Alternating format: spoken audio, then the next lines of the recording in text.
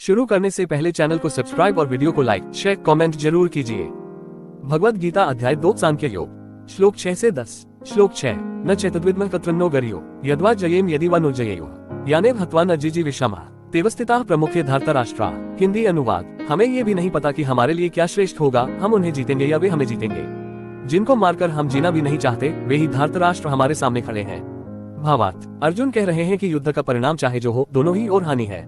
जीतने पर भी अपनों को मारकर जीवन व्यर्थ लगेगा और हारने पर तो अपमानित होना ही है।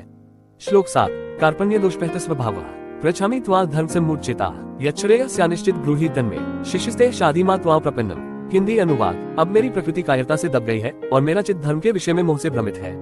इसलिए मैं आपसे पूछता हूँ कि मेरे लिए निश्चित रूप से क्या श्रेष्ठ है। मैं आपका शिष्य हूँ, आपकी शरण में आया हूँ, कृपया मुझे उपदेश दीजिए। भावार्थ। अर्जुन अपने को गुरु शिष्य भाव में रखकर भगवान श्री कृष्ण से मार्गदर्शन मांगते हैं। वे कहते हैं कि मोह और दुर्बलता ने उन्हें जकड़ लिया है, इसलिए कृपया निश्चित कल्याणकारी मार्ग बताए। श्लोक 8 न हे प्रपश्यामि ममापनुद्यात् यच्छोकमुच्छोषणमिन्द्रियाणाम् अवाप्य भूमावस्पत्नमृद्धम् राज्यम सुराणामपि चाधिपत्यम्। हिंदी अनुवाद। मुझे ऐसा कोई उपाय नहीं दिखता जो मेरे इंद्रियों को सुखा देने वाले इस शोक को दूर कर सके। यदि मुझे पृथ्वी पर समृद्ध राज्य मिल जाए अथवा देवताओं का आधिपत्य भी प्राप्त हो जाए तो भी यह शोक दूर नहीं होगा। भावार्थ। अर्जुन की निराशा गहरी हो चुकी है।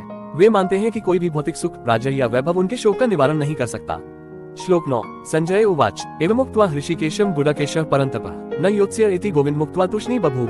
हिंदी अनुवाद। संजय बोले, हे राजन, निद्रा को जीतने वाले और शत्रुओं को परास्त करने वाले अर्जुन ने इस प्रकार श्री कृष्ण से कहा कि मैं युद्ध नहीं करूंगा, और गोविंद से ऐसा कहकर मौन हो गए। भावार्थ। अर्जुन ने युद्ध से पूरी तरह विमुख होकर अपने शस्त्र डाल दिए और मौन धारण कर लिया। यह उनकी मानसिक हार और असहायता का प्रतीक है। श्लोक 10 तमुवाच ऋषिकेश प्रहसन्निव भारत सेनयोरुभयो मध्ये विषीदन्तमिदं वचः। हिंदी अनुवाद। हे भारत धृतराष्ट्र, उस समय दोनों सेनाओं के बीच शोकमग्न बैठे अर्जुन से ऋषिकेश भगवान श्री कृष्ण मुस्कुराते हुए इस प्रकार बोले। भावार्थ। भगवान श्री कृष्ण अर्जुन के मोह और विषाद को देखकर हंसते हुए करुणा और आत्मीयता से उपदेश देने के लिए तत्पर होते हैं। यहीं से गीता का वास्तविक उपदेश प्रारंभ होता है।